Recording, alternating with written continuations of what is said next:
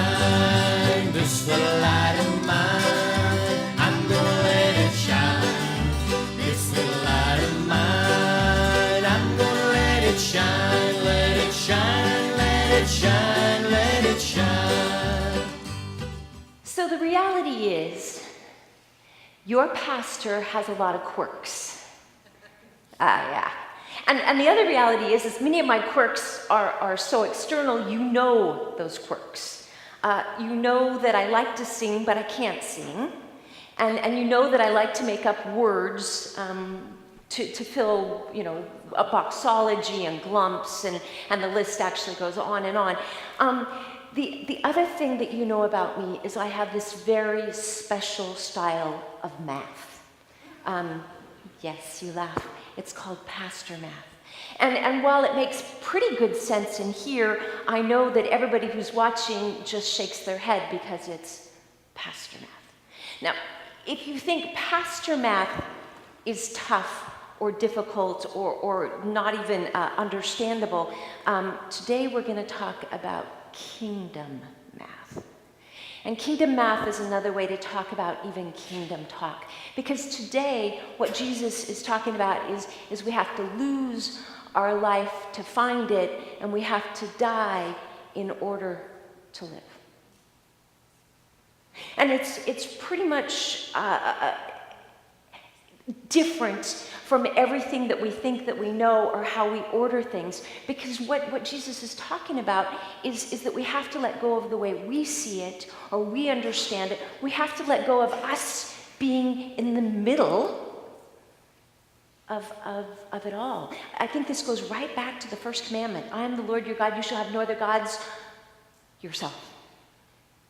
And this takes us right to that letting go of our lives, about dying in order to live, is about displacing myself as the center of my universe. Now, if we're going to be honest about this, and if we're going to pay any attention to this kind of language, it's going to be a burr under our saddle.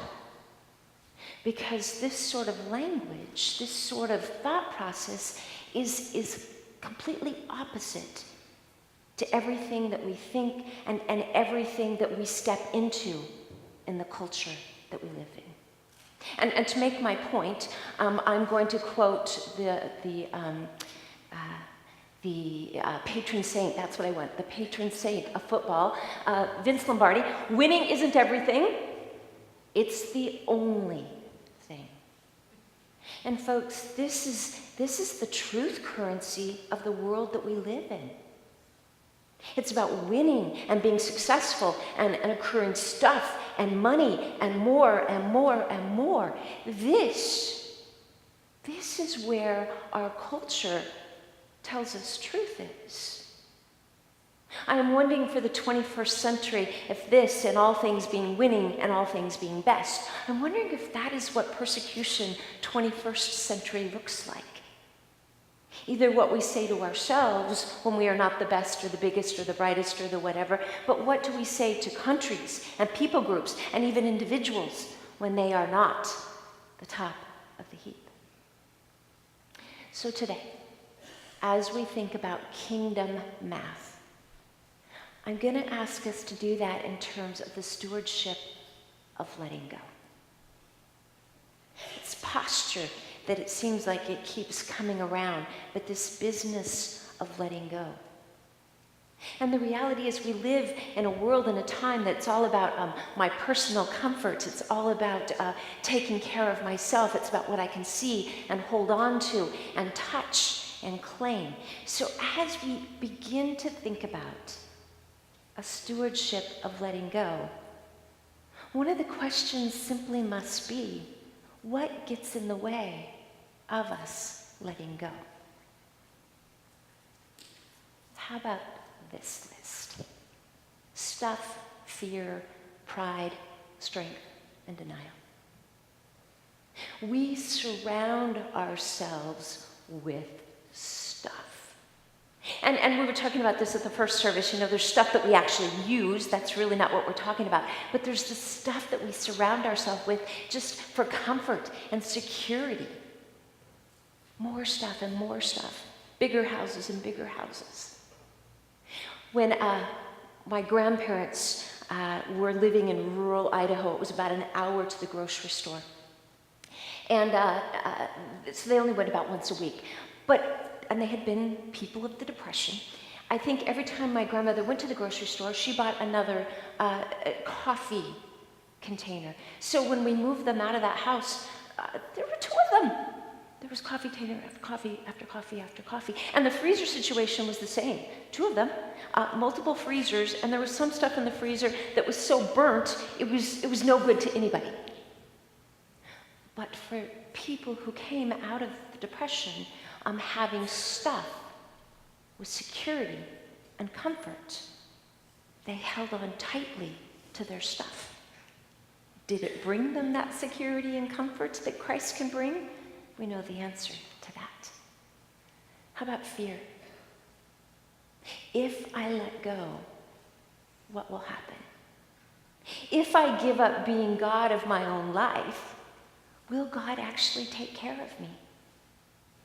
The fear of the unknown, the fear of something different. Strength. I think these next three actually go very closely together. Strength.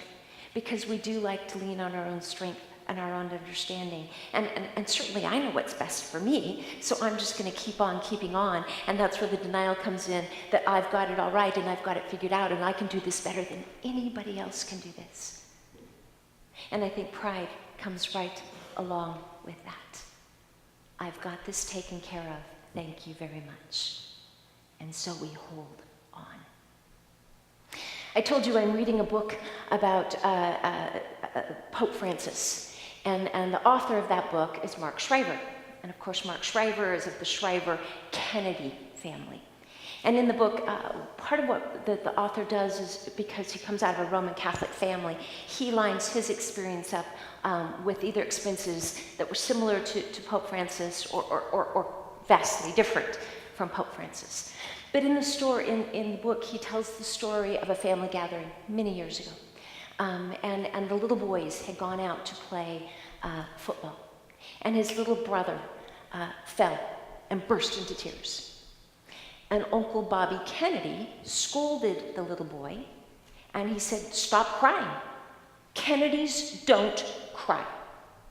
And the little boy's father, Sergeant Schreiber, gathered him up and he said, "It's okay to cry.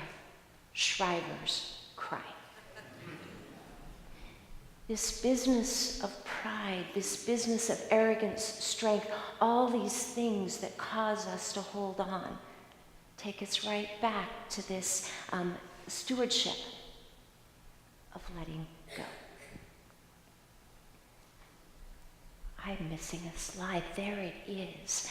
The first time I ever heard about these t-shirts was by a theologian, a professor, Mark Allen Powell. And Mark Allen Powell, in one of his books, he writes stewardship books, he writes about seeing somebody in this "Jesus is for Losers" shirt. And at first, he was appalled. And his first thought was that they were mocking disciples of Jesus. But the more he watched this person that was in the shirt, what finally occurred to him is they were not mocking disciples of Jesus at all. They were speaking the truth of who Jesus is. Jesus is for losers. Robert Capon, a theologian, talks about if we watch Jesus' ministry and who Jesus reaches out to, it's always the little, the least, the lost, the last, and I'm going to add the loser and the dead. Today we have kingdom math. And kingdom math is stewardship of letting go. Kingdom math is about losing our lives in order to gain them. It's about dying in order to live. And in the midst of that, the good news is that Jesus is for losers. And the good news is Jesus raises us from the dead. And when we come to the place to realize that that good news is our good news, then maybe we've arrived at the place that we have allowed ourselves to let go.